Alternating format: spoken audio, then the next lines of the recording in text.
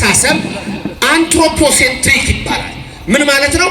ሰው ላይ የተመሰረተ ማላይ የተመሰረተ ማላይ ሰው ላይ የኛ ቴዎሴንትሪክ ይባላል። ያን የፍልስፍናውን ቃል ስለተጠቀምኩ ነው። ቴዎስ ማለት በግሪኩ ጋድ ማለት ነው። ጋድ ሴንተርድ ማለት ነው። ስለዚህ ቴዎሴንትሪዝም ማለት በእግዚአብሔር ላይ የተመሰረተ ማለት ነው። በማን ላይ የተመሰረተ? ሁለት አይነት ሐሳብ በማንና በማን የተመሰረተ ንገሩኝ። አንደኛው በማን ላይ? በሰው የማስተሳሰብ የምዕራቡ ዓለም የውጭ ዓለም በምን ላይ? በሰው ላይ። የኛስ በማን ላይ የተመሰረተ? በማን ላይ? እንዴት ነው ልንገራችሁ። እንዴት ዋላችሁ? እንዴት አመሻችሁ? እንዴት አደራችሁ? ማይመስገን ያላችሁ በእንግሊዘኛ ጉድ አፍተርኑን መልሱ ምንድነው? ጉድ አፍተርኑን ጉድ ሞርኒንግ መልሱ ምንድነው? ጉድ ሞርኒንግ። አንተ ላይ ነው የሚመሰረተው። አውሮፓ ሌላው ዓለም ከእግዚአብሔር የሸሸበት እሳቤ ነው። ባንክ ቲዮሪ እኔ ያከሰነ ነው። እዚህ የነቃ ይመስላል አንዳንድ ሰው እዚህ ሀገር ሆኖ ኢትዮጵያም ሆኖ እዚህ ልክ ከባህር ውስጥ ወጣ ውሃ ጠማ ይበላ ጨሌ የምትልስ ጨሌ ነው ምንድነው? ጨሌ ነው የምትልስ አዞ አዳይ መጥቶ የሚገላት እንደዛ ማለት ነው። ኢትዮጵያዊ ማለት ወደ ሌላ አስተሳሰብ ሲሄድ አለቀለት። ኮንፊውዝ የሚያደርግ ትምህርት እኮ ነው። ትምህርት እኮ እሺ ከአንደኛ እስከ 12ኛ ተማራችሁ፣ ከዛ ዩኒቨርሲቲ ተማራችሁ፣ ስለ እግዚአብሔር ነገራችሁ ይነግራችሁ። እኔ እንደውም አንዴ የተናገርኩትን ሌሎች ሲደጋግሙ ሰምቻለሁ። ቆይቷል። ድሮ የምናገረው ነበር። ልጁ ትምህርት ቤት ሄዶ ሰው ከዝንጀሮ ነው የመጣው ተብሎ ተምሮ እቤት ገባ። አባቱ ጋር ሄደና ቲቸር እኮ እንደዚህ ያሉ ሰው የመጣው ከየት ነው? ከዝንጀሮ ነው እንዳለው። አዎ ከዝንጀሮ። ወይ ጉድ! ጓዳ ገባ። እማዬ ሰው የመጣው ከየት ነው? ከእግዚአብሔር። እንዴት? አዳምና ሔዋንን ፈጠረ። ከዛ በኋላ እኛ ደግሞ ይኸው እየተዋለድን እዚህ ደረስን። አባዬ እኮ ከዝንጀሮ ነው ሰው የመጣው አለኝ። እሱ የራሱን ዘመዶች ነግሮሃል፣ እኔ የራሴን ዘመዶች ነግሬሃለሁ። እሱ የዓለም ትምህርት ኮንፊውዥን። በስመ አብ ወወልድ ወመንፈስ ቅዱስ አሃዱ አምላክ አሜን። ክቡር መላከ ፀሐይ የደብሩ አስተዳዳሪ፣ አዕይንተ እግዚአብሔር፣ አበው ካህናት ቡራኪያችሁ ይድረሰኝ፣ አሃው ዲያቆናት፣ የቤተ ክርስቲያን ጌጦቿ ምእመናን፣ አባቶቼ፣ እናቶቼ፣ ወንድሞቼና እህቶቼ፣ እግዚአብሔር አምላክ የሚወዳችሁ ሕፃናት ጭምር ሰላም እግዚአብሔር ከሁላችን ጋር ይሁን። እንደምን አላችሁ? ሰማይን ያለ ምሰሶ ከነግሱ የዘረጋ ምድርንም በውሃ ላይ ያለ ካስማ ከነልብሱ ያጸና ደመናን ያለ ድምጽ የሚመራው አየርን ሳይታይ የሚያስጉዘው የሚታየውንም የማይታየውንም ሁሉ የፈጠረ የሰራዊት ጌታ እግዚአብሔር ከዘላለም እስከ ዘላለም ለስም አጠራሩ ክብር ምስጋና ይግባው። ረድኤተ እግዚአብሔርን አጋዥ በማድረግ ዛሬ የደብረ ገነት ቅዱስ ጊዮርጊስ በገርጂ እንደዚሁም ደግሞ የቋንቋ አይነሽ የትምህርት ማሰራጫ እንደዚሁም ደግሞ ማህበረ አርሴማ ባደረጉልኝ ጥሪ መሰረት ይህችን ሰዓት በዚህ ኃይለ ቃል እንድንማማር እግዚአብሔር ፈቀደልን። ይህም ወዛቲ ሆህታ ይእቲ ለሰማይ ይህች እግዚአብሔር ደጅ ናት በሚለው የታላቁ አባት የቅዱስ ያዕቆብ ቃል ይሆናል። እግዚአብሔር አምላካችን የልቦናችንን ከንቱ ሐሳብና ክፉ ግብራችንን ሳይመለከት እንደ መሐሪነቱና እንደ ይቅር ባይነቱ እንደ ቸርነቱ ብዛት በዚች በተቀደሰች ስፍራ ሁላችንን ሊያስተምረን ሊመክረን ስለወደደ ከዘላለም እስከ ዘላለም በልብ መታሰቡ በቃል መነገሩ ከፍ ከፍ ይበል። እመቤታችን ቅድስተ ቅዱሳን ድንግል ማርያም ምልዕተ ክብር ምልዕተ ውዳሴ መዝገበ ጸሎት አቁራሪተ መዓት ሰዓሊተ ምሕረት አምላክ ወላዲተ አምላክ በሐዋርያት መካከል እንደነበረች በእኛም መካከል ትሆንልን። የነቢያትን የሐዋርያትን ሊቃውንቱን ጉባኤ የባረከ እግዚአብሔር የምንሰማውን ቃል ይባርክልን። በልቡናችሁ ጽላት ይጻፍላችሁ፣ በአእምሮአችሁም ይቅረጽላችሁ። ይህ ቃል የሚሰማችሁ ሁሉ ሐሳብ ሕሊናችሁ በሰማያት ይኑር። ያላችሁበትን ስፍራ እወቁ። የጽድቅንም ቃል ደስ በሚያሰኙ ጆሮዎች አድምጡ። አንድም እንኳ በዚህ ቅጽር የራሱን ወሬ የሚያወራ ሰው ከቶ አይሰማ፣ በእግዚአብሔር የተጠላ ነውና። ይህች የእግዚአብሔር ደጅ ናት በሚለው በዛሬው ትምህርታችን ዋና ዋና የትምህርቶቹ መሰረቶች እነዚህ ናቸው። አንደኛ፣ ይህ ያለንበት የኦርቶዶክስ ተዋሕዶ እምነት ከሌሎች የሚለይበትን ትምህርት እናያለን። ሁለተኛ፣ ቅዱስ ያዕቆብ ይህች የእግዚአብሔር ደጅ ናት ያለበት ስፍራ ላይ መንሰላል ወይም መሰላል አይቷል። ያ መሰላል በኦርቶዶክስ ቤተክርስቲያን ዛሬም ድረስ ተተክሎ ያለ ሲሆን በሌሎች ግን ያ መሰላል እንዴት እንደሌለ የምናይበት ትምህርት ይሆናል። በሶስተኛ ደረጃ በራሳችን ሕይወት በዚች ቤተ መቅደስ በዚች ደጅ ስንኖር እንዴት ነው መሆን ያለብን የሚለውን እንመለከታለን። ጥቅሶች፣ በዚህ ትምህርት ውስጥ የምናያቸው ጥቅሶች ከብሉይ ኪዳን የምንወስደው ኦሪት ዘጸአት ምዕራፍ 23 ቁጥር 8 እና ቁጥር 9፣ ኦሪት ዘፍጥረት ምዕራፍ 28 ከቁጥር 12 ጀምሮ፣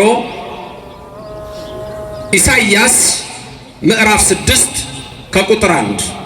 ከብሉይ ኪዳን እነዚህን ሶስቱን ጥቅሶች እንወስዳለን። ከሐዲስ ኪዳን ደግሞ የራእየ የዮሐንስ ራእይ ምዕራፍ 4 ላይ ያለውን ቃል እንጠቀማለን። የዛሬው ትምህርታችን ጥቅሶች ዋናዎቹ እነዚህ ናቸው። ያዕቆብ በቤቴል ህልም እንዳየ ሁላችሁም ታውቃላችሁ። ያ ህልም ከምድር እስከ ሰማይ የተዘረጋና የቆመ የወርቅ መሰላል ነው። በዛ መሰላል ላይ መላእክት ይወጡና ይወርዱ ነበር። ከዛ በኋላ ያዕቆብ ከህልሙ ነቃና ከራእዩ ተመልሶ ምንድነው ያለው? ያለበት ቦታ ያን የወርቅ መሰላል አይቶ መላእክት ሲወጡና ሲወርዱ ተመለከተና ከህልሙ ሲነቃ ወነቃ ያዕቆብ እምነዋሙ ወይቤ እግዚአብሔር ሃሎ ውስተ ዛቲ ምድር፣ በዚች ምድር እግዚአብሔር አለ አለ። ወአንሰ ኢያእመርኩ፣ እኔ ግን አላወቅኩም ነበር አለና ከዛ በኋላ ያንን የተንተራሰውን ድንጋይ ወሰደና በዚህ የእግዚአብሔር ቤት ይታነጻል፣ ወዛቲ ሆህታ ይእቲ ለሰማይ፣ ይቺ የእግዚአብሔር ደጅ ናት ብሎ ያዕቆብ ያንን ስፍራ ድንጋዩን ተክሎ ዘይት አፈሰሰበት። መሳለሚያ ታውቃላችሁ? መሳለሚያ ቦታዎች፣ የመሳለሚያ ቦታዎች መሳለሚያ የሚባል አሁን አለው ደብረገነት። የት ጋር ነው መሳለሚያው? ከተማ ውስጥ ስላለን ያስቸግራል። ክፍለ ሀገር ያደጋችሁ ሰዎች ወይም ክፍለ ሀገር የሄዳችሁ ሰዎች አላችሁ? ድንጋይ የተከመረ አጋጥሟችሁ ያውቃል? የተከመረ ድንጋይ ወደ ገጠር ስትሄዱ ቤተክርስቲያን ካለ የተከመረ ድንጋይ አለ። እሱ ምን ተብሎ ይጠራል? መሳለሚያ ይባላል። ሰው ሲሄድ ምን እንደሚያደርገው ይሄ ነው። አሁን ትልቁ የኢትዮጵያውያን የኦርቶዶክሳውያን ችግር ማንነታችንን መርሳት፣ ባህላችን ሃይማኖታዊ ነው፣ እሱን መርሳት። ልክ ሰው እዛ ጋር ሲደርስ ምን እንደሚያደርገው ድንጋይ ያነሳና ያ ድንጋይ እኮ የተከመረው መጀመሪያ ትንሽ ነው የተደረገው። ሰው ይሄድና ድንጋይ ያነሳና እንዴ እዚህ ጋር ቤተክርስቲያን አለ መሳለም ይልና እላው ላይ ምን ያደርጋል? ድንጋይ ያስቀምጥና ዞሮ ምን ያደርጋል? ሲሄድ ተሳልሞ ያልፋል።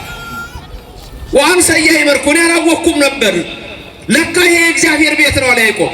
ሰዎች ልክ እዚህ ጋር ለካ ቤተክርስቲያን አለ ያን ድንጋይ ያነሱና ሄደው በልማደ ያዕቆብ እያንዳንዱ የምናደርገው ነገር በመጽሐፍ ቅዱስ ነው። ኦርቶዶክሳውያን ከኦርቶዶክስ ውጭ ያሉ ሰዎች ናቸው መጽሐፍ ቅዱሳዊ ስርዓት የሌላቸው። ለምን ይመስላችኋል? ሁለት ሐሳብ ልንገራችሁ። ሁለት ሐሳብ። ይህ ሐሳብ የፍልስፍና ሐሳብ ነው። አንትሮፖሴንትሪክ ኮንሰፕት እና ቴዎሴንትሪክ ኮንሰፕት ይባላል። ምን ማለት እንደሆነ ገልጽላችኋል። ቃሉ ግን እንግሊዘኛ ቋንቋ የምታውቁ ተማሪዎች ካላችሁ ቃሉን ያዙት። አንትሮፖሴንትሪዝም እና ቴዎሴንትሪዝም ወይም አንትሮፖሴንትሪክ እና ቴዎሴንትሪክ ምን ማለት መሰላችሁ? አንትሮፖሴንትሪክ አንትሮፖስ ማለት ሰው ማለት ነው። ሰው ማለት ደግሞ ሰው ሌላ ነገር የለው። የምዕራባውያኑ ነው። ጉድ ሞርኒንግ አንተ ላይ ነው የሚመሰረተው። አውሮፓ ሌላው ዓለም ከእግዚአብሔር የሸሸበት እሳቤ ነው። እኔና እናንተ የተተከልነው በእግዚአብሔር ላይ ነው። ሁለመናችን እግዚአብሔር ነው። ለምሳሌ አንድ ሰው ስጦታ ሲሰጣችሁ ምን እንደምትሉት?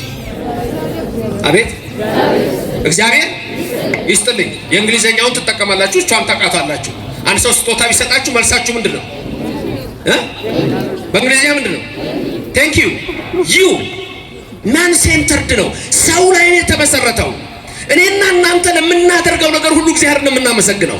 በውጭ ዓለም ምን አይነት ሐሳብ አለ መሰላችሁ? እንዴ እኔ ራሴ ለፍቼ እኔ ላደረኩት ነገር ለምን እንደው እግዚአብሔርን የማመሰግነው የሚሉ ሰዎች አሉ። ይህ አስተሳሰብ በአሁኑ ሰዓት ኒው ኤጅ ሙቭመንት እና ኒው ቶት ይባላል። አንዳንድ ወጣት ልጆች አያቸዋለሁ በዚህ ርኩሰት የታጠቡ በተለያየ ዩቲዩብ ላይ የምታዋቸው በዚህ መንፈስ ረክሰዋል። ሰዎች እየቆሸሹ ነው። ለምሳሌ አንዳንድ ሰዎች ምን የሚል ያጋጥማቸው ነው? እየመጣ ስለሆነ መስማት አለባቸው።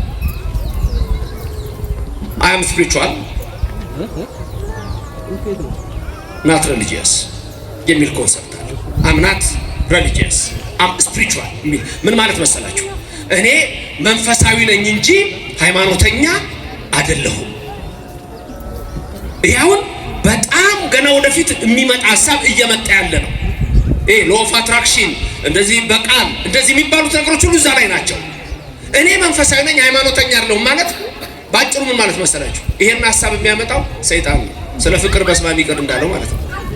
ሰይጣን መጥቶ ሰውየውን እንደው መነኩሴውን የበቃውን እኮ ነው ደህና መነኩሴ መስሎ መጥቶ ምግብ ሊበሉ ሲሉ እንጸልይ ሲለው አይ ፍቅር ይበልጣል እኮ ስለ ፍቅር በስማም ይቅር የተባለው እኮ ጥሩ ነገር እኮ አይደለም። ከበሉ በኋላ ስብሐት ልበል አይ ምን አለ እግዚአብሔር እኮ ደግ ነው። በዚህ ይሄ አሁን የተሐድሶውያን አስተሳሰብ ማለት ነው። ከቤተክርስቲያን ውጭ የወጡ ሰዎች ይሄ አይጥማቸውም። የኦርቶዶክስ ቤተክርስቲያን ነገር አይጥማቸውም። ዛቲ ኢትዮሆታ ለሰማይ የትምህርታችን ርዕስ ይሄ ነው። ይህች ደጅ የእግዚአብሔር ናት። ይህች ደጅ ያልኳችሁ የኦርቶዶክስ ተዋህዶ ቤተክርስቲያን እምነት ነው። የኦርቶዶክስ ተዋህዶ ቤተክርስቲያን እምነት፣ ስርዓት፣ አስተምሮ ሁሉ ነገራችን እግዚአብሔር ላይ መሰረት ያደረገ ነው። በዚች እምነት ውስጥ ያደረገን እግዚአብሔር ስሙ ከዘላለም እስከ ዘላለም የተመሰገነ ይሁን። ቅዱስ ጴጥሮስ በዛች በደብረ ታቦር ተራራ ላይ ምንድን ነበር ያለው? በዚህ ሶስት ማደሪያ እንስራ ንግበር ለነ ሰለስተ ማኅደረ፣ በዚህ ሶስት ማደሪያ እንስራ ነው ያለው። ምክንያቱም አለ ጴጥሮስ ጌታን አይቶ መንፈስ ቅዱስ በሱ ሲያድር እግዚአብሔር አብ ከላይ ዝንቱ ውእቱ ወልደ ዘአፈቅር ብሎ ሲገለጽ ጴጥሮስ ምን አለ? በዚህ መኖር ለኛ መልካም ነው። አንድ ሙሴ ያለ ከሰማይ መጥቷል፣ አንድ ኤልያስ መጥቷል ከገነት። ስለዚህ ሙሴ ምን አለ? እዚህ ሆነን እኮ ለጌታ ሆይ አንተ አምላካችን አለ፣ ንቀረቢያት ሙሴ አለ፣ ያ ደግሞ ታላቅ ነቢይ ኤልያስ አለ፣ እኛም አለን። በዚህ መኖር ለኛ መልካም ነው። በኦርቶዶክስ ቤተክርስቲያን መኖር ለኛ መልካም ነው። ነቢያት አሉ፣ ሐዋርያት አሉ፣ ሰማዕታት አሉ፣ ቅዱሳን አሉ፣ የሁሉ ጌታ እግዚአብሔር አለ። ምስጉን ይሁን ስሙ። በዚህ መኖር ለኛ መልካም ነው። መልካም እንግዲህ ስለዚህ ቤተክርስቲያን ያለውን ግንዛቤ እንድናይ መነሻችን የኦሪት ዘፍጥረት 28 ያዕቆብን ቃል ይዘን አሁን ከኔ ጋራ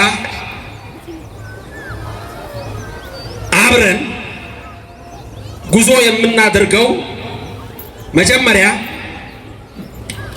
ከኢሳይያስ ጋር ለመጓዝ ዝግጁ ሁኑ። ከኢሳይያስ ጋር አብረን የምናየው ራእይ አለ። ኢሳይያስ 6 ላይ ነው። ኢሳይያስ 6 ቁጥር 1 ላይ የምታገኙት ኢሳይያስ እግዚአብሔርን እንደተመለከተ ታያላችሁ። ትንቢተ ኢሳይያስ ምዕራፍ 6 ቁጥር 1 እኔ ኢሳይያስ እግዚአብሔር አምላክን በረጅም ዙፋኑ አየሁት ነው የሚለው ኢሳይያስ። ይሄም ደግሞ የሆነው ኦዚያን በሞተ በዓመቱ እኔ ኢሳይያስ እግዚአብሔርን አየሁት። ኦዚያንን በሞተ በዓመቱ ለምን ኢሳይያስ እግዚአብሔርን አየሁት ይላል? ኦዚያን የተባለ ንጉሥ ቤተ መቅደስን የደፈረ ነው። ቤተ መቅደስን ደፍሯል። ለምን? በንጉሥ ኦዚያን ዘመን አዛርያስ የሚባል ሊቀ ካህናት አለ። ይሄ ሊቀ ካህናት በሚለብሰው ልብስ ንጉሡ ቀና። እንደውም አንተ እንዴት ነው ከኔ እኩል የምትለብሰው ይለዋል። እሱ ደግሞ ጥቅስ እየጠቀሰ መልስ ይሰጠዋል። ካህናት ከይለብሱ ጽድቅ አይደለም እኮ ይሄንን እንዲህ ዝም ብሎ ልብስ ጽድቅን ይለብሳሉ ይለዋል። ፍርድ ሲፈርድ ፍርዱን ይገስበታል። እኔ እኮ መንግስት ነኝ፣ እኔ የፈረድኩትን ፍርድ አንተ ካህኑ እንዴት ነው የምትጥስብኝ ይለዋል። ምነ መንግስት የአቢ ክህነት ይለዋል። ከመንግስት ቤተ ክህነት ይበልጣል ይለዋል። ከምድራዊ ስልጣን ሰማያዊ ስልጣን ይበልጣል ይለዋል። አሁን በዚህ ጊዜ ምን አለ? እኔ እኮ በአባቴ አለ ከነገደ ይሁዳ ብወለድ አለ። ነገደ ይሁዳ ማለት ነገስታት የሚመጡበት ነው። በእናቴ በኩል ደግሞ ከቤተ አሮን ነኝ አለ። ቤተ አሮን ማለት ደግሞ ካህናት የሚመጡበት ነው። ስለዚህ በእናቴ በኩል የካህን ዘር ስላለብኝ አለና ልብስ አሰፋና ለብሶ ቤተ መቅደስ እገባለሁ አለ። ልክ ዛሬ ከኦርቶዶክስ ቤተክርስቲያን የሚወጡ ሰዎችን አይታችኋቸው ከሆነ ቆቡንም ይለብሳሉ፣ ካባውን ያደርጋሉ፣ አንዳንዶቹ መስቀሉንም የሚይዙት ይመስለኛል። በዚህ ላይ ስለ ደብል ኮንሽስነስ የሰራሁት አለ። ሰዎች ዝም ብለው አይደለም እንደሚሆኑት፣ አንድ ችግር ይኖርባቸዋል። በዛ ችግር መሰረት እንደሱ አይነት ነገር ሊያጋጥማቸው ይችላል። ኦዚያን ይሄን ልብስ ለበሰና ወደ መቅደሱ ሲገባ ልበ አምላክ ዳዊት በረከቱ ይደርብን ያዘጋጃቸው ወደ 288 የሚደርሱ ካህናት አሉ፣ አገልጋዮች፣ መዘምራን ኦዚያንን እየተከተሉ ኦዚያን አትድፈር፣ ስልጣነ ክህነት የለህም፣ አትግባ ሲሉት እምቢ አለ። ኢሳይያስ በዛ ሰዓት ወዳጁ ስለሆነ ምንም አልተናገረም። ንጉሥ ኦዚያን የዛን ሰዓት ደፍሮ ቢገባ ለምጽ ከግንባር ወጣ።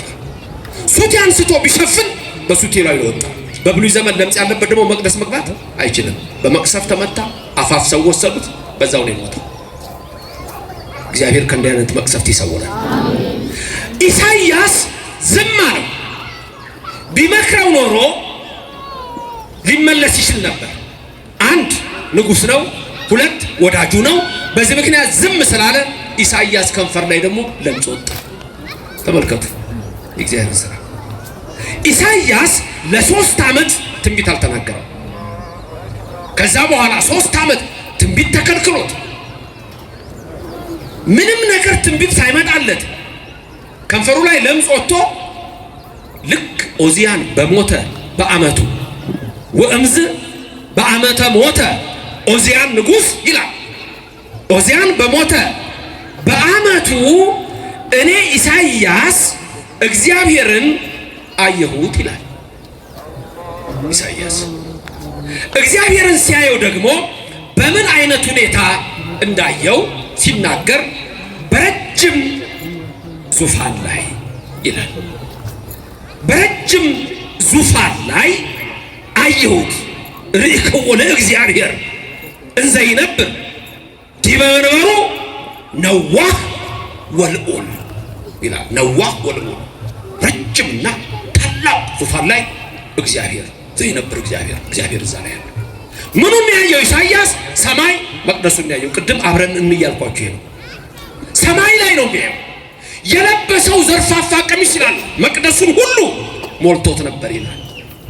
በዚህ ትምህርት ምን እናያለን ብያችኋለሁ? የእኛን እምነትና የሌሎችን እምነት ልዩነት እናያለን። እሱ ነው ትልቁ ትምህርት። ከዛ በኋላ እግዚአብሔር በዙፋኑ ላይ ሆኖ እያለ ሱራፌል ኪሩቤል ዙሪያውን ቆመው እያጠኑ ሲያመሰግኑ ያያል። ምን እያሉ ነው የሚያመሰግኑት? ቅዱስ ቅዱስ ቅዱስ እግዚአብሔር። ድገሙት። ስንት ጊዜ ቅዱስ? 3 ጊዜ።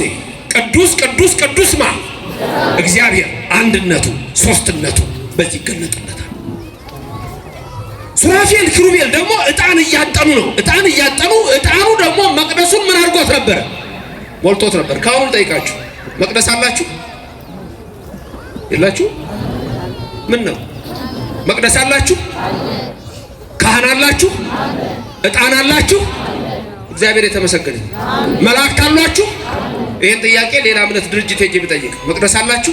አዎ አዳራሽ ሊሉ ይችላል። አዳራሹ አለ። ካህን አላችሁ? ካህኑ የለበሰው ልብስ አለ፣ ጽናው አለ፣ ዕጣኑ አለ። ይሄ ነው ኦርቶዶክስ መሆን፣ መጽሐፍ ቅዱሳዊ መሆን ማለት ነው። ክብርና ምስጋና ለስሙ ይድረሰው። ኢሳይያስ አሁን መላእክቱን እያየ ከዛ መነ እፌን ለሕዝብ የእስራኤል አለ እግዚአብሔር። ማንነው ወደ ሕዝቤ ወደ እስራኤል የምልከው አለ።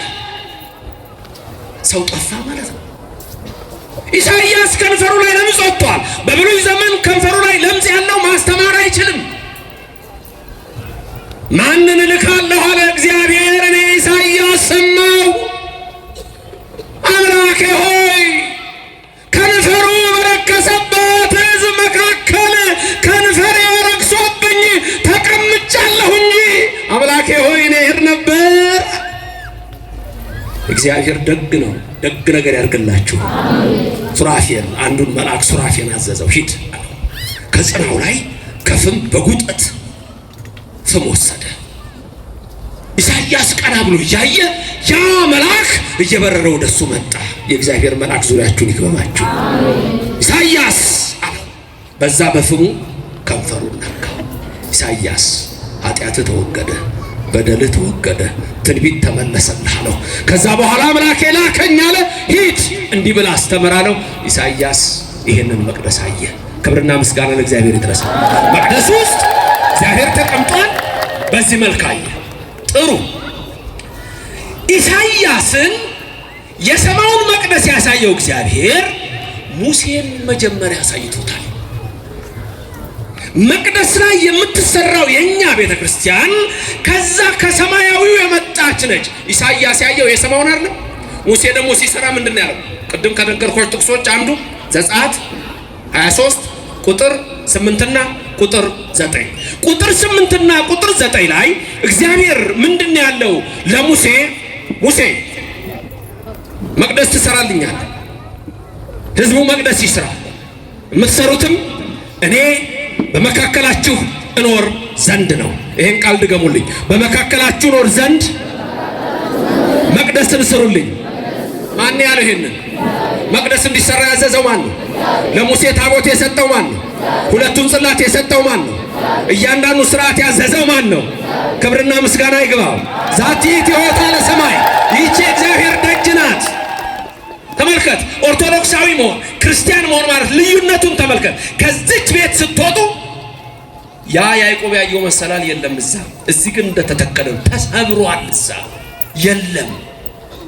ያ ነው ልዩነታችን። ወደ ሰማይ መውጣት የምታስችል አንዲት እምነት ናት። እችን ምን አላት ጌታ?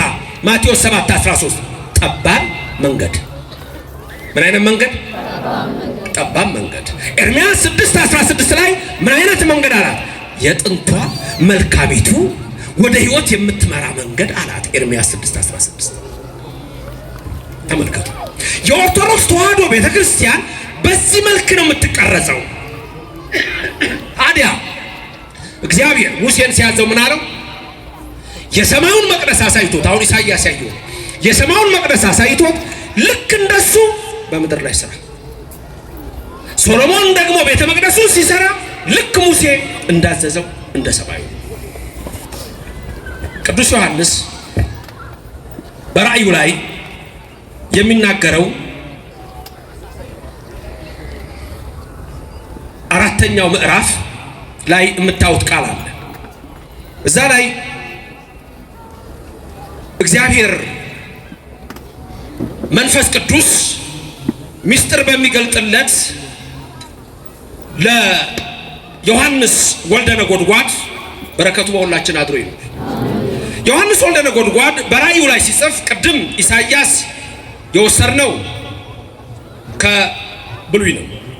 በዚህ ደግሞ የምንመለከተው ዮሐንስ ራእይ ምዕራፍ 4 ላይ ቁጥር 8 ላይ ልክ ኢሳይያስ ያየውን የምንመለከተው ቃል አለ። ይሄ ምንድነው? ከዚያ በኋላ አየሁ ይላል ቅዱስ ዮሐንስ ሚስጥር ሲገለጥለት ለኔና ለናንተም ይግለጽልን። የሐዋርያው በረከት ይደርብን። ከዚያ በኋላ አየሁ እነሆም በሰማይ ይላል የተከፈተ ደጅ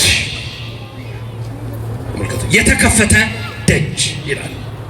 የተከፈተ ደጅ ብሎ አሁን ቅዱስ ዮሐንስ ወንጌላዊ የሚናገረው የተከፈተ ደጅ ሲል አንድ የተዘጋ ነገር ሲከፈት ውስጡ ያለው ነገር ይታያል። ስለዚህ ሚስጥር ተገለጠልኝ ሲል የተገለጠለት ሚስጥር ደግሞ የሰማዩ ሚስጥር ነው። ወእምድኅረ ዝንቱ ርኢኩ ሆህተ ርሁተ ውስተ ሰማይ። ከዛ በኋላ ይላል ተያይዞ የሚመጣ ነው ከላኛው ጋራ ምን አየሁኝ አለ? የተከፈተ ደጅ። ኢሳይያስ ተከፍቶ አየ። ሙሴ ተከፍቶ አየ። ሙሴ ስንት ቀን ነበር ሙሴ የጾመው? ደብረ ሲና ላይ ሲወጣ ስንት ቀን የጾመው ነበር? 40 ቀን አይደል? በ40ው ቀን ምንድን ነው ያደረገው? መጀመሪያ ሲገባ ሲና ላይ ኢያሱ ከእግረ ደብር ነው ያለው። በነገራችን ላይ ኢያሱም አብሮ 40 ሌሊት 40 ቀን ጾሟል። ኢያሱም አብሮ ሙሴ ሲወጣ ሲና ተራራ ላይ እግዚአብሔር መጥቶ ተገልጦለት 7 የእሳት መጋረጃ ያያል። የሰማው ነው የሚያሳየው። 7 የእሳት መጋረጃ ያሳየውና 40 ቀን ላይ ቆየው። በመጀመሪያው ቀን አንዱን መጋረጃ ያሳልፈውና ልቡ ላይ የመጀመሪያ ቀን በዕለተ እሑድ የተፈጠረውን የፍጥረት ነገር ይጽፍበታል፣ ይስልበታል። በሁለተኛው ቀን የሰሙይ፣ በሶስተኛው ቀን የሰሙስ እያለ 6ኛው ቀን ድረስ ያለውን ይገልጽለታል። እስከ 6ኛው መንጦላይት ነው የቆመው። ከዛ ስንት ቀን ይቀራል? ከ6 ሲነሳ ከ40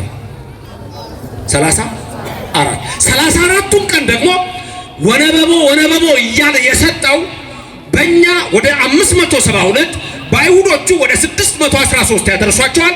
እነዛን ደግሞ በ34ቱ ቀን የዓለምን ነገር ሁሉ ልብ ውስጥ ስሎለት ከዛ መጥቶ ነው ኦሪትን የጻፈው። መንፈስ ቅዱስ በእኔና በእናንተ ልብ ነው የጻፈልን። ቅዱስ ዮሐንስ አሁን እዚህ ምንድን ነው የሚለው?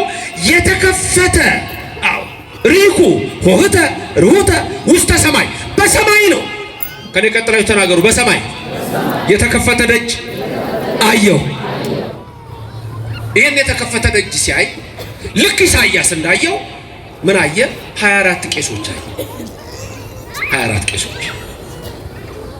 24 ቄሶች ብቻ ሳይሆን እንደገና 4ቱን እንስሳት ተመለከተ።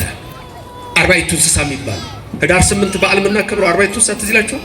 40ቱ እንስሳ ማለት በሰማይ ያሉ ናቸው። እነዚህ በሰማይ ያሉት 40ቱ እንስሳ መጋቢያን ናቸው።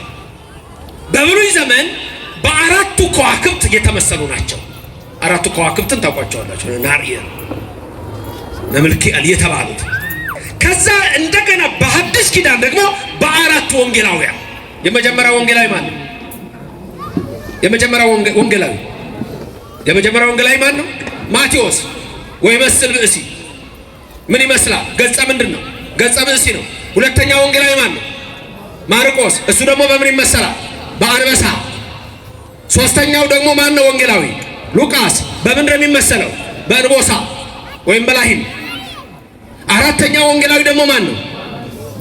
ወይ መስል ንስር ዘይሰር ይለዋል። የሚበር ንስርን የሚመስል አለ። እነዚህ 40ቱ እንስሳ የሚባሉት በሰማይ ያሉ ናቸው። አልጋ የምታውቋላችሁ? የጠፍር አልጋ የምታውቁ ሰዎች የጠፍር አልጋ ላይ ስንት ማዕዘን አለ? አራቱ ላይ እንጨቶቹ ምን ይሆናሉ? እዛ ጋር ለየት አይሉ? ለየት ይላሉ አይደል? ለየት ይላሉ። ሕዝቅኤል ያየውን ነው። አሁን ይሄ በሕዝቅኤልም የታየ ነው። ዮሐንስ ራእዩም የሚያየው የሰማውን ነገር እነዚህ ነው። ልክ እንደ ሸንኮር ይባላሉ። እነዚህ አልጋው ላይ አራቱ ያሉት ሸንኮር ነው የሚባሉት። እንደ ጉልላትም አንዳንዴ ቅርጽ ይሰጣቸዋል አይደል? ሕዝቅኤል ሁሉንም ያያቸዋል ወደ ኋላ ድረስ። ምንድነው የሚሆነው? እንደ ሸንኮሩ እዚህ ጋር እንደሚወጣው እንዳልጋው እንዲህ ያለ መልአክ አለ። መንበር ድንገት አይታችሁ ከሆነ መንበር ላይ ይደረጋሉ አርባዕቱ እንስሳ።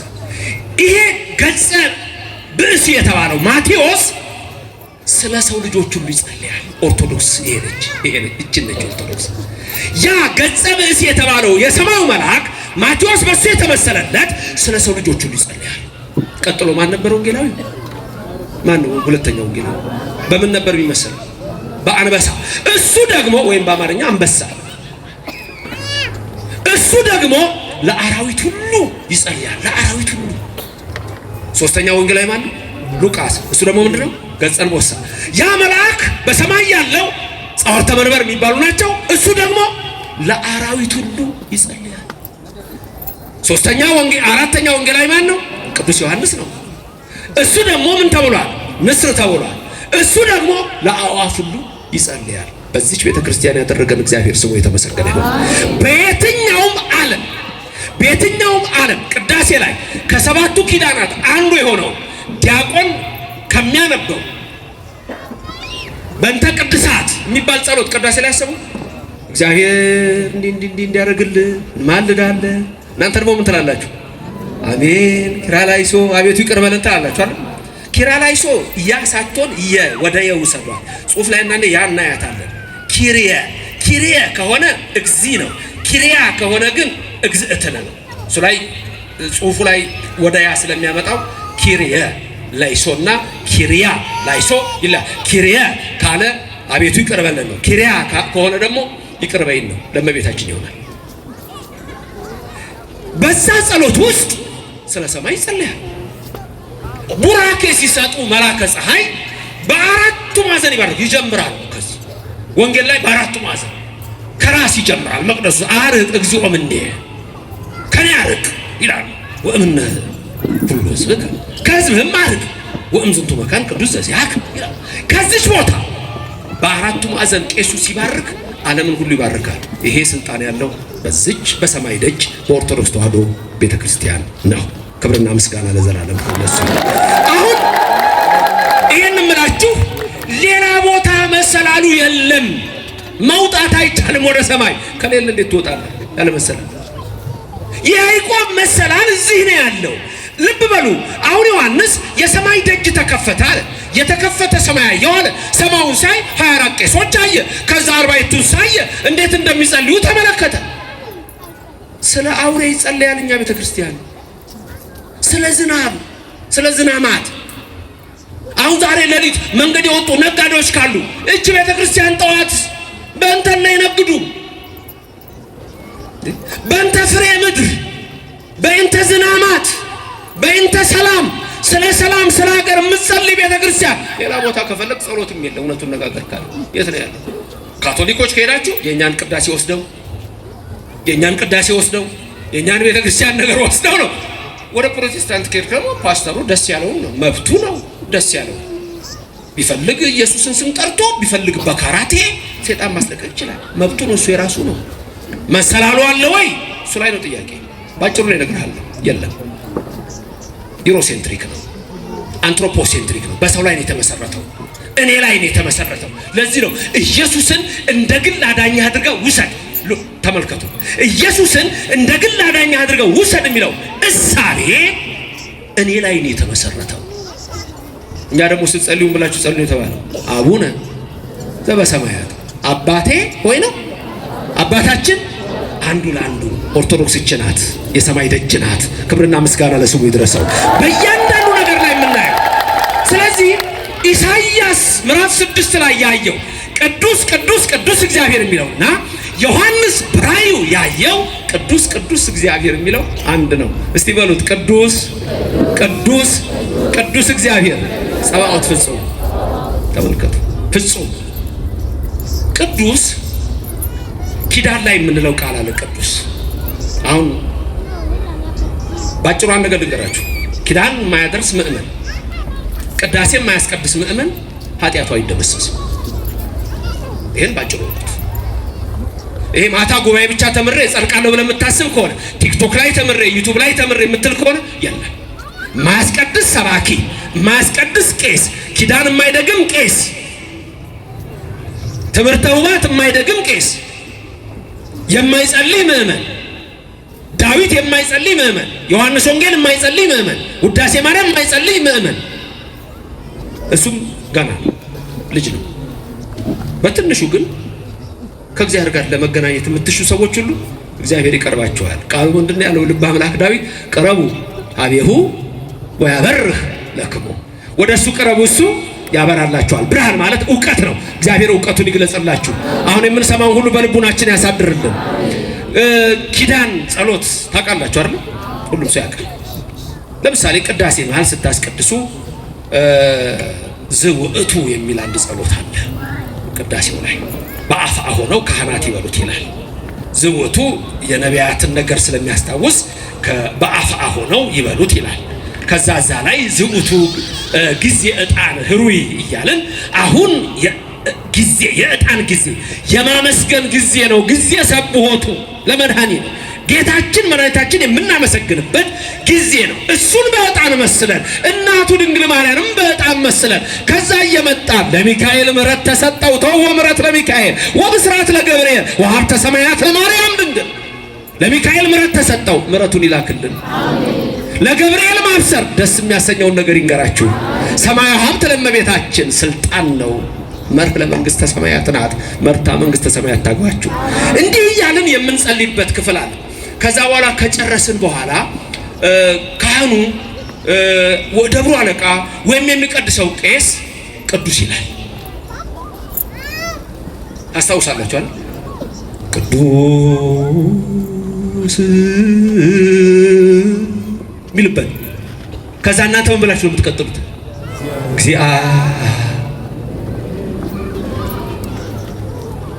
የለም ቅዱስ ቅዱስ ሕያው ዘኢይመውት። ከዛስ ዘተወልደ ማርያም ቅድስት ድንግል ተሳለነ እግዚኦ። ከዛስ ቅዱስ እግዚአብሔር ቅዱስ ኃያል ቅዱስ ሕያው ዘኢይመውት። ከዛስ ዘተጠምቀ። ከዛስ ቅዱስ እግዚአብሔር ቅዱስ ኃያል ቅዱስ ሕያው ዘኢይመውት። ቁጥሩ ስንት ይመጣል? መላከ ፀሐይ አንድ ቅዱስ አሉ፣ አንድ ቅዱስ አሉ መላከ ፀሐይ ቁጠሩ። አንድ ቅዱስ ሲሉ ከዛ እኛ እንከተላለን። ካህናቱ ምእመና ነው። ምን ብለን ነው የምንጀምረው? እኛ እግዚአብሔር በሚለው እንቀጥላለን። ከዛ እግዚአብሔር ብለን እሳቸው ቅዱስ ሲሉን እኛ እግዚአብሔር አለ። ከዛ ቀጥለን ምን እንላለን? ሁለት ቅዱስ አለ። ከመላከ ፀሐይ ጋራ ስንት ይሆናል? 3። ከዛ ቀጥለን ዘተወልደ ማርያም እንላለን። ከዛ ስንት ጊዜ ቅዱስ አለ? 3 ሲደመር ስንት ይሆናል? 6። ከዛ ቀጥሎ ዘተጠምቀ ካልን በኋላ ስንት ጊዜ ቅዱስ እንላለን? 3 ሲደመር ከ6ቱ ጋር 9 አይደለም? 9 3 3 3 9 ከእሳቸው ጋር አንድ አለ። አንድ ላይ ስንት ይመጣል? 10። ምክንያቱም መጨረሻ ላይ እሳቸው ያሉትን አንድ ብለን ከዛ 2 3 ከዛ 3 3 9 ከዛ ስንጨርስ የምንጨርሰው በቅዱስ ነው። አንድ ላይ ድምሩ ስንት ይመጣል? 10። ለምን?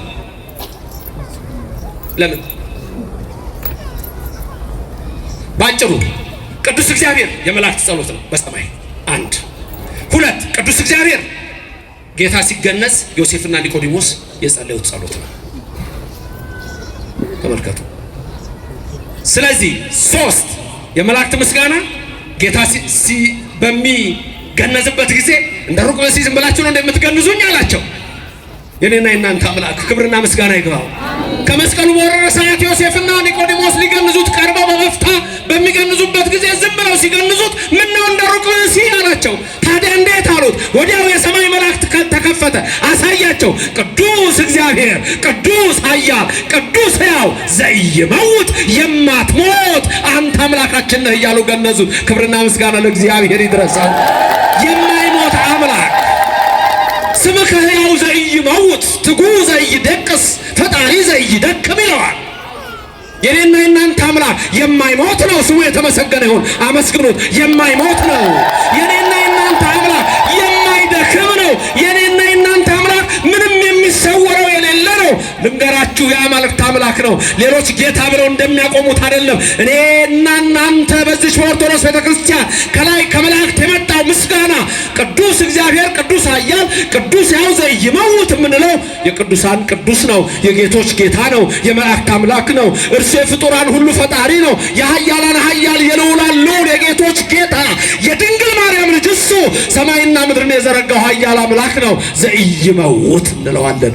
የማይሞት የማያንቀላፋ ስሙ መስጎን ይሆንልን። ስለዚህ የሰማይ ደጅ ስንል እቺ ደጅ 10ሩ ሰማይ ላይ ነው ያለው። 10 ከተማ ከመላእክት አይደለም መጣ ያልኳችሁ መጀመሪያ። እግዚአብሔር በነገድ ስንት አድርጎ ነው መላእክትን የፈጠረው?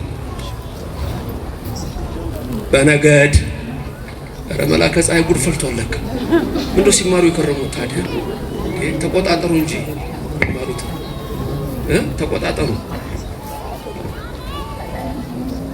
በስንት ነገር ነው መላእክት የተፈጠሩት? በመቶ። ከዛስ አንዱ ምን አደረገ? ታበየ። በእሳት መጋረጃ መካከል ታመሰግን ዘንድ ኪሩብ ሆነ ተሹመህ ነበር። በውበትህ ኮራህ፣ ታበይህ፣ ወደቅህ አለው። ወደቀ። እኔ ፈጣሪ ነኝ ብሎ ዲያብሎስ። ከዛ በዕለተ አርማ ተፈጠረ አዳም። 100 ሞላ። በስንት ከተማ መላእክትን? በ10። በ10ሩ ከተማ በመላእክት ሀገር ቅዱስ ቅዱስ ተብሎ የሚመሰገን እግዚአብሔር የሰማይ ደጅ አይደለ? እዛ ያዕቆብ ያየው፣ ዮሐንስ በራእዩ ያየው፣ ኢሳይያስ ያየው፣ ሙሴ በሲና የተገለጠለት እዚህ አለ። ዛቲ እቲ ሆህት አለ ሰማይ ነው የትምህርታችን ርዕስ። እቺ እግዚአብሔር ደጅ ናት። በዚህ እኛም እንደ መላእክት እናመሰግናለን። ታዲያ የመታደል አይደለም እንዴ? ክብርና ምስጋና ለስሙ ይድረሰው። እግዚአብሔር በረድኤትና በቸርነት አይለየን። ይሄ ነው ኦርቶዶክስነት። ይሄ ነው የኢትዮጵያ ቤተክርስቲያን ትምህርት ማለት። ይሄ ነው ከሌላው ዓለም ሁሉ የሚለየን። ቅዱስ እግዚአብሔር ስንል ግን ቀጥሎ ምንድን ያልነው? ቅዱስ እግዚአብሔር ቅዱስ ኃያል ቅዱስ ሕያው ዘኢይመውት አይደል ያልነው? ሕይወት 3 አይነት ሕይወት አለ። ይበዛባችሁን እንደ ነገር አይበዛም? 3 አይነት ሕይወት ሕያው ዘኢይመውትን ስናነሳ 3 አይነት ሕይወት አለ። 3 አይነት ሕይወት ማለት ምን መሰላችሁ? 3 አይነት ሕይወት። ሕይወት መላእካዊ፣ ሕይወት ሰብአዊ፣ ሕይወት እንስሳዊ። ድገሙልኝ። አንደኛ ሕይወት መላእካዊ፣ 2 ሕይወት ሰብአዊ፣ 3 ሕይወት እንስሳዊ። እንደገና ድገሙና ጮክ ብላችሁ ነገሩኝ። አንደኛ ሕይወት ምን? ሁለተኛ ሕይወት ምን?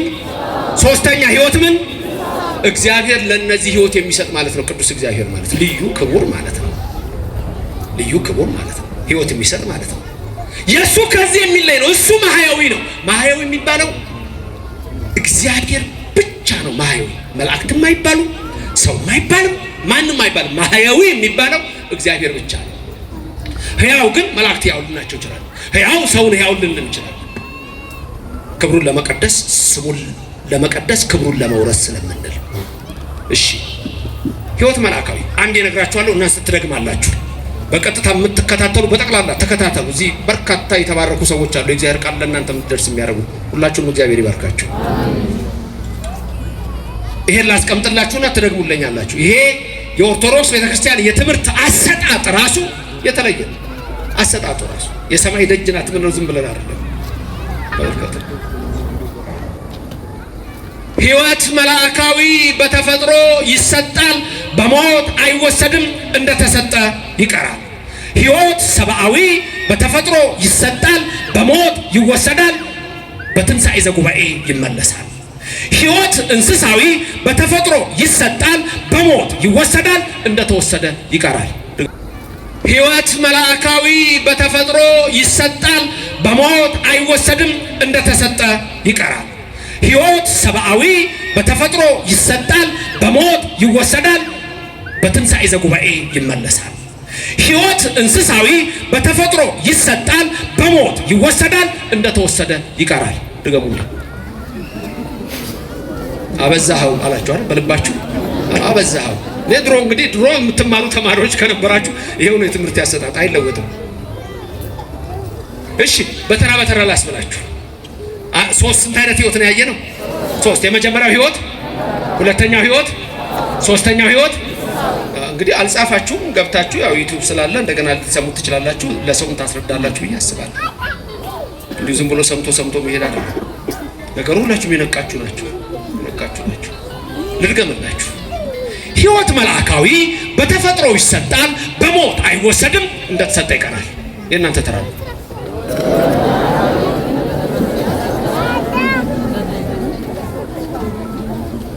መልካ ኢየሱስ ሰላም ለቀራንንት ካደግሙም እንዴ እሱ እኮ ማለት እኮ እንደው ጥበብን ሁሉ እኮ አገበሱ እዚህ ውስጥ ነው የሚከተው። ለዘመናዊ ትምህርት ብትሉት ለምን ብትሉ ይሄን ሰምተው ደግሞ ይበሳጫሉ ሰዎች። ሰላም ለቀራንንት ከመከለክን ፈክሩ ብለይስና ወትራ አይንተ ከዘርግም የሚል ጸሎት አለ። እሱ ከዛ አንድ ነች እኮ ታገኟታለች። ለቀራንንት ከምትል እሷን ከደገማችሁ አሁን እምላችሁ ነገር ወዲያው ደግማችሁ ትላላችሁ። አሁን ደግማችሁ ትላላችሁ። ገላችሁ ኢየሱስ ነው፣ ብርሃን እሱ ነው፣ እውቀት እሱ ነው። እውቀቱን ይግለጽላችሁ። በልግባና ጸልይ መልካ ኢየሱስ። እሺ የመልአኩን ጨረስኩ፣ አልደግመው። የሰው ልመጣ ነው። ሕይወት ሰብአዊ በተፈጥሮ ይሰጣል፣ በሞት ይወሰዳል፣ በትንሣኤ ዘጉባኤ ይመለሳል።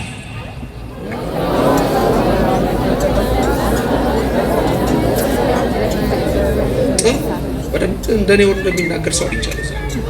ሶስተኛ ሕይወት እንስሳዊ በተፈጥሮ ይሰጣል፣ በሞት ይወሰዳል፣ እንደተወሰደ ይቀራል።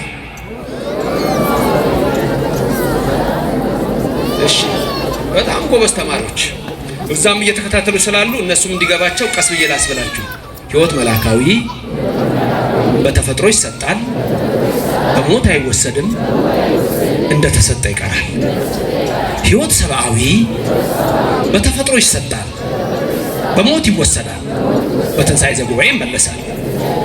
ሕይወት እንስሳዊ በተፈጥሮ ይሰጣል፣ በሞት ይወሰዳል፣ እንደተወሰደ ይቀራል። መሬት ላወርድላችሁ። ይሄን ባጭሩ ሕይወት መልአካዊ ማለት በተፈጥሮ ይሰጣል ማለት መላእክትን ማፈጠረ እግዚአብሔር። በሞት አይወሰድም ማለት መላእክት አይሞቱም፣ እንደተሰጠ ይቀራል ማለት ሁሌ ያው ናቸው። አበቃ። ሕይወት ሰብአዊ በተፈጥሮ ይሰጣል ማለት ማፈጠረው ሰው እግዚአብሔር አይደል? ማፈጠረው የሚጠራጠራል እንዴ? የዘመኑ በሽታ የለከፈው የነ ዳርዊን the origin of species natural selection የቢግ ባንግ ቲዮሪ ዓለም እየረከሰ ነው ያለው። እዚህ የነቃ ይመስለዋል አንዳንድ ሰው እዚህ ሀገር ሆኖ ኢትዮጵያም ሆኖ እዚህ ልክ ከባህር ውስጥ ወጣ ውሃ ጠማ ይበላ ጨሌ የምትልስ ጨሌ ነው ምንድነው? ጨሌ ነው የምትልስ አዞ አዳይ መጥቶ የሚገላት እንደዛ ማለት ነው። ኢትዮጵያዊ ማለት ወደ ሌላ አስተሳሰብ ሲሄድ አለቀለት። ኮንፊውዝ የሚያደርግ ትምህርት እኮ ነው። ትምህርት እኮ እሺ ከአንደኛ እስከ 12ኛ ተማራችሁ፣ ከዛ ዩኒቨርሲቲ ተማራችሁ፣ ስለ እግዚአብሔር ነገራችሁ፣ ምን ይነግራችሁ? እኔ እንደውም አንዴ የተናገርኩትን ሌሎች ሲደጋግሙ ሰምቻለሁ። ቆይቷል። ድሮ የምናገረው ነበር። ልጁ ትምህርት ቤት ሄዶ ሰው ከዝንጀሮ ነው የመጣው ተብሎ ተምሮ እቤት ገባ። አባቱ ጋር ሄደና ቲቸር እኮ እንደዚህ አሉ፣ ሰው የመጣው ከየት ነው? ከዝንጀሮ ነው እንዳለው። አዎ ከዝንጀሮ። ወይ ጉድ! ጓዳ ገባ። እማዬ ሰው የመጣው ከየት ነው? ከእግዚአብሔር። እንዴት? አዳምና ሔዋንን ፈጠረ። ከዛ በኋላ እኛ ደግሞ ይኸው እየተዋለድን እዚህ ደረስን። አባዬ እኮ ከዝንጀሮ ነው ሰው የመጣው አለኝ። እሱ የራሱን ዘመዶች ነግሮሃል፣ እኔ የራሴን ዘመዶች ነግሬሃለሁ። እሱ የዓለም ትምህርት ኮንፊውዥን የዓለም ትምህርት ይሄ ሌላ ነገር የለም። ሕይወት ሰብአዊ ማለት በተፈጥሮ ይሰጣል፣ ማፈጠረን ስሙ ይመስገን፣ ማፈጠረን እግዚአብሔር። በሞት ይወሰዳል ማለት በርደተ መቃብር ርደተ ሲኦል በሞተ ስጋ ሞተ ነፍስ አልተፈረደብንም በገዛ እጃችን የገነትን ዕፅ በልተን። አንዳንድ ሰው ቤት ውስጥ በዚህ ልንገራቸው የኢትዮጵያን ባህል እኔ በጣም ሰው እንዲያውቀው ፈልጋለሁ። አንዳንዴ አንድ ሰው የሆነ ነገር እንደው እንትን ሲያደርግ ሊሰርቅ ሲሞክር ወይም ደግሞ ሲዋሽ ምን የሚል ስድብ ነው የሚሰደበው? እቺ ሌላ ክፉ ስድብ እንዳታመጡበት። እንደው እናቶች አባቶች እድሜያቸው የገፋ እንደው ሊዋሽ ሲሞክር ወይ ሊያጭበረብር ሲሞክር ምን እንደሚሉት ቀጣፊ። ልክ አይደለም? እቺ ስድብ አታውቁ? ከየት እንደመጣች ልንገራችሁ። ቀጣፊ ማለት አዳምና ሔዋን ማለት ነው። ቀጥፈው በልተው ቀጣፊ ማለት ስርቆት እኮ እያንዳንዱ ህይወት። እኔ ስናገር አንድ ጊዜ የፋሲካ ዶሮ ተናግሬ እንደው ሰው ሲረበሽ ነበር። አለማወቅ ካላወቅም ነው። ጉልቻ ስንት ጉልቻ ነው የሚደረገው? 4 5 ስንት ምጣድ? 3 ጉልቻ ስንት ምጣድ? የቤተ አብርሃም እኮ በ3 መስፈሪያ አድርገሽ አንድም ጎጃ አድርጊው አናጋግሪ 3 ሰዎች ዛሬ ሥላሴ እናስብ። አብ ወልድ መንፈስ ቅዱስ አብርሃም ቤት ሲገቡ አንዴ 3 አንዴ አንድ ሆኖ ሲታዩት ሳራን ገባና ጓዳ ሳራ አንዴ 3 ነው የሚሆኑበት። ሳራ ቶሎ በይ በ3 መስፈሪያ አድርጊና በአንድ ለውሽና አንድም ጎጃ አድርጊ። በ4 መስፈሪያ አላለም፣ በ2 መስፈሪያ አላለም፣ በ3 በአንድም ጎጃ አድርጊ። አንድ ምጣድ ላይ 3 ህይወት ነው። ይሄ ማለት እግዚአብሔርን ክብር ማሳነስ መስሎ የሚሰማቸው ሰዎች አሉ።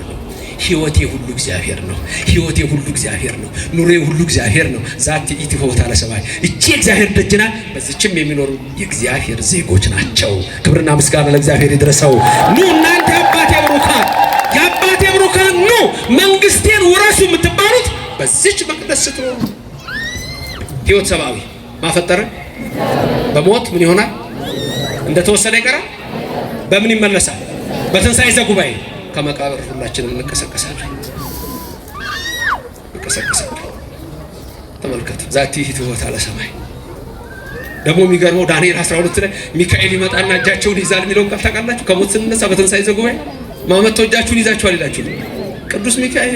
ተውቦ ምሕረት ለሚካኤል እኮ ዝም ብሎ አይደለም። መልአኩ ሚካኤል መጥቶ እጃቸውን ይዛል አለ እኮ ዳንኤል ሲናገር በትንቢቱ 12 ቁጥር 1 ላይ በትንሣኤ ዘጉባኤ ይመለሳል። ወንዶች 30 ዓመት አዳምን መስለው፣ ሴቶች 15 ዓመት ሔዋንን መስለው ይነሳሉ። ወኩሉ ሰበበ ስርዓቱ ወንዱ ወንድ ሆኖ ሴቷ ሴት ሆና እንጂ ድብልቅ የለም። የዓለም እንደረከሰበት ቁሸት የለም። ወኩሉ ሰበበ ስርዓቱ አንድም ጻድቁ ነው፣ ኃጥኡም ኃጥኡ ነው የሚነሳው። በቀኝ ሊቆም ወይ በግራ ሊቆም።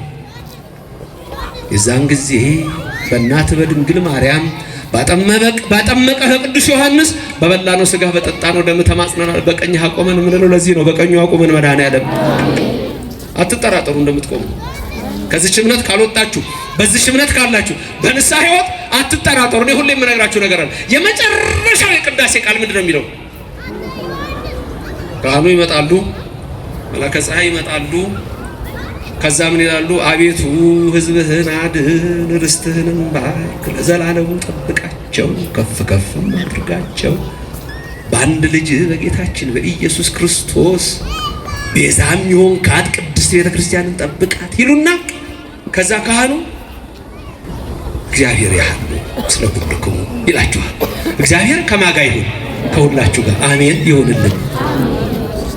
በዛም ሆናችሁ ላላችሁ በየቤታችሁ ለእናንተ ይሁንላችሁ አሜን። ከዛ ዲያቆኑ ምን ይላል? የመጨረሻ ቃል እቱ በሰላም ወደ ቤታችሁ ግቡ። በሰላም ወደ ቤታችሁ ግቡ። ከዚህ በፊትም አስተምሬያለሁ። በሰላም ወደ ቤታችሁ ግቡ። ልክ ነው። ትሄዳላችሁ፣ ቤታችሁ ትገባላችሁ። ሚስጥሩ ግን ምንድነው? በሰላም ወደ ቤታችሁ ግቡ። በቃ እግዚአብሔር ይፍታ ተባላችሁ፣ ኃጢአታችሁ ተደመሰሰ። ቀጥ ብላችሁ ወዴት ግቡ ማለት ነው? ወደ ቤታችሁ። ይሄማ ይፈርሳል፣ ይሄማ የለም፣ ይጠፋል ከምድር ጋር። ይሄ ቤት የሚባለው የለም። ዘላለማዊ ቤት አለ፣ በኢየሱስ ደም የተሰራ የዘላለም ቤት አለ። ልባችሁ አይታወቅ። በእኔ እመኑ፣ በአባቴ እመኑ፣ በመንፈስ ቅዱስ እመኑ።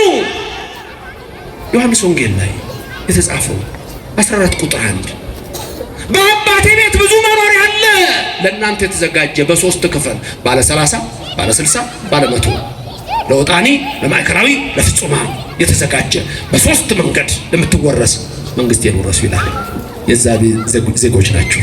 ወደ ቤታችሁ ግቡ ማለት መንግስተ ሰማያት ግቡ። ደስ አያሰኝም? ክብርና ምስጋና ለስሙ ይድረሰው። ዛቲቱ ፈጣለ ሰማይ መሰላሉ አልተሰበረም እኮ አልኩ። እዚህ አለ፣ የቆመ ነው እስከ ሰማይ። ጸሎቱ ሁሉ ወደ ሰማይ። ምንድነው ያለው?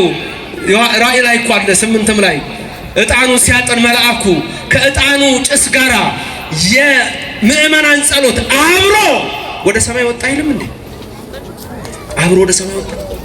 አንድ ቦታ ታስታውሳላችሁ፣ ቀዳሾቹ ልኡካኑ ይወጡና ካህናቱ ስብሐት ወክብር ለስሉስ ቅዱስ ይደሉ ይላል።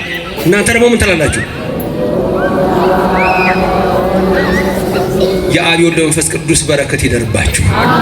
ከዛ ከጨረሱ በኋላ ዲያቆኑ አንዱ መብራት፣ አንዱ ጧፍ ይዞ፣ አንዱ ጥላ ይዞ፣ መስቀል ይዞ፣ የቀደሰው ዋና ቄስ ደግሞ ሁሉን ይባርክና ምን ያደርጋል?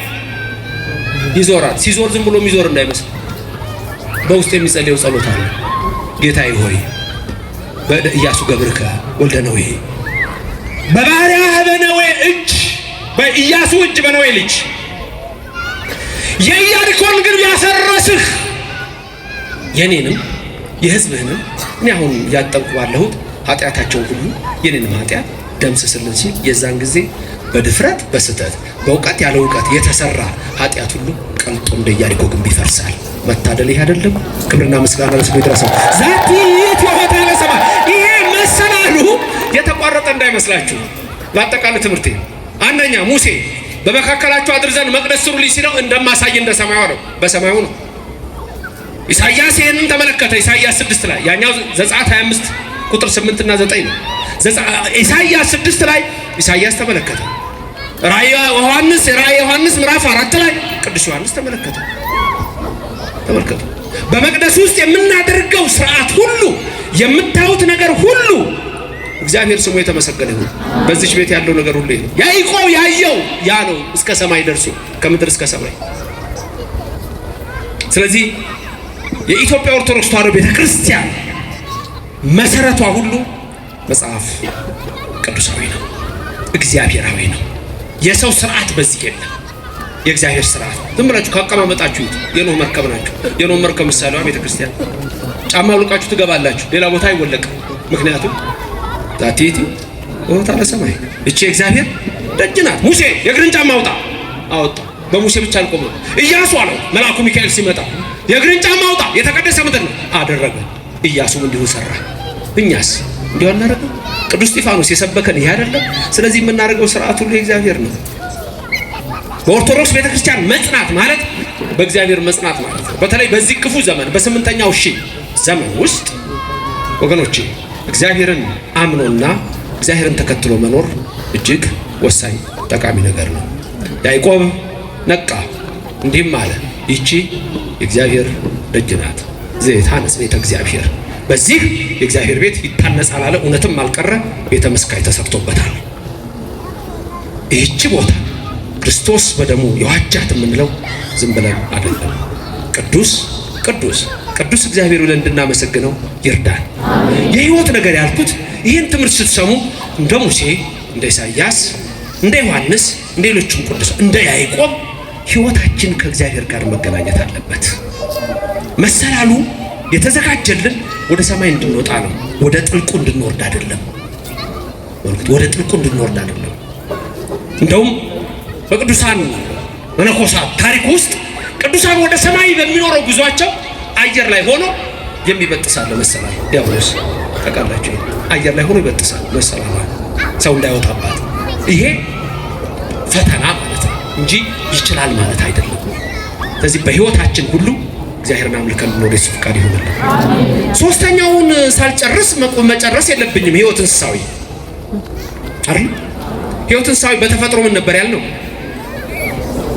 ተረሳቻው።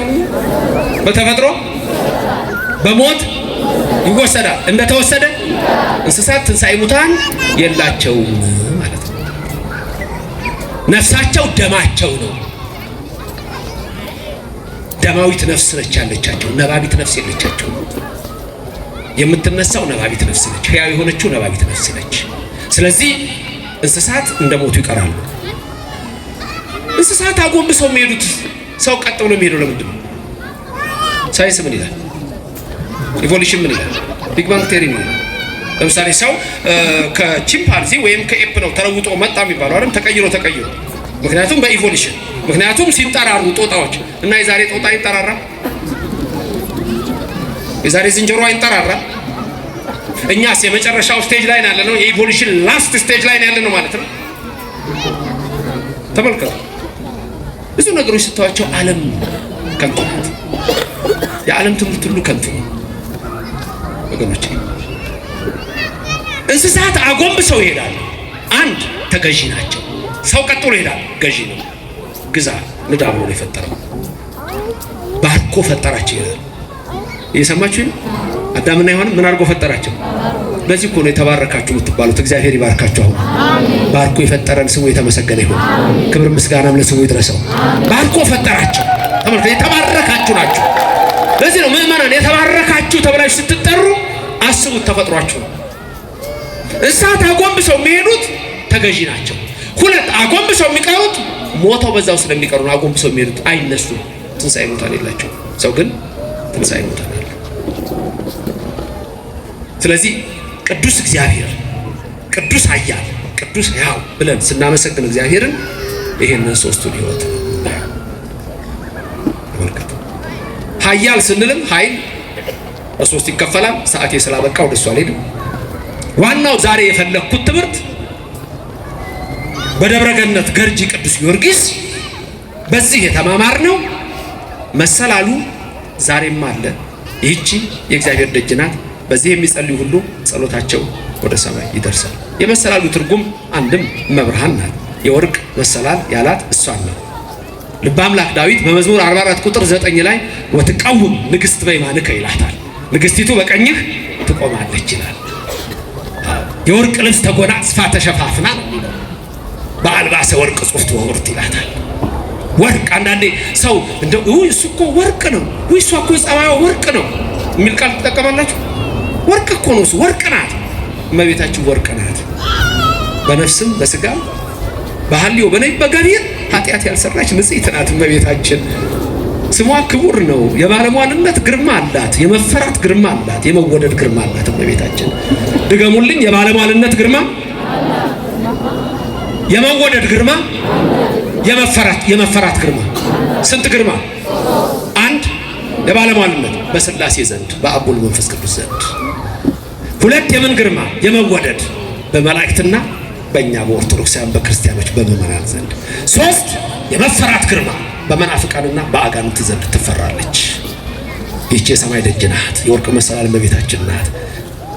መርህ ለመንግስተ ሰማያት የምንላት መርታ መንግስተ ሰማያት የምታስገባ ከልጇ ከወዳጇ የምታማልድ ማለት ነው። እንደ በላይ ሰብ በላይ ሰብ ማለት እኮ ሰው በላ ማለት ነው። ስሙ ማን ነው? ስሙን ታውቁታላችሁ?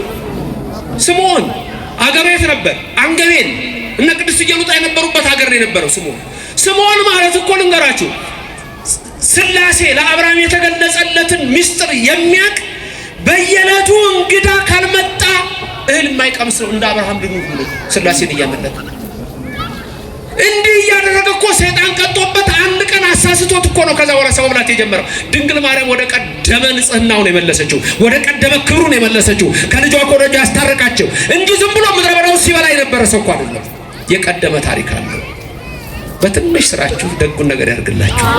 እግዚአብሔር አብስቶ ይባርካችሁ። የሰማነውን በልቡናችን ያሳድር። እግዚአብሔር ስሙ ከዘላለም እስከ ዘላለም የተመሰገነ ይሁን። ቅድስተ ቅዱሳን ድንግል ማርያም በቀኝ በግራ ትቁምላችሁ፣ ከፊት ትምራችሁ፣ ከኋላ ትከተላችሁ። በልቡናችን ከልጇ ጋር ነግሳ ለዘላለም ትኑርልን። ሀገራችንን የሰላም ያድርግልን። በመላው ዓለም የተበተኑ ሕዝባችንን በረድኤት ይጠብቅልን። እግዚአብሔር አምላክ የተዘራውን ለፍሬ ያብቃልን። የሰማዩን አየር ይባርክልን። ኦርቶዶክስ ተዋሕዶ ቅድስት ክርስትና እምነታችን በእግዚአብሔር የተመሰረተች ከሰማይ የታየች ዛሬም የምታጸድቀን የዘላለም ቤታችን ነችና እግዚአብሔር በዚህ ቤት ለዘላለም አጽንቶ ይጠብቀን። ክብርም ምስጋናም ለሥላሴ ይሁን። አሜን።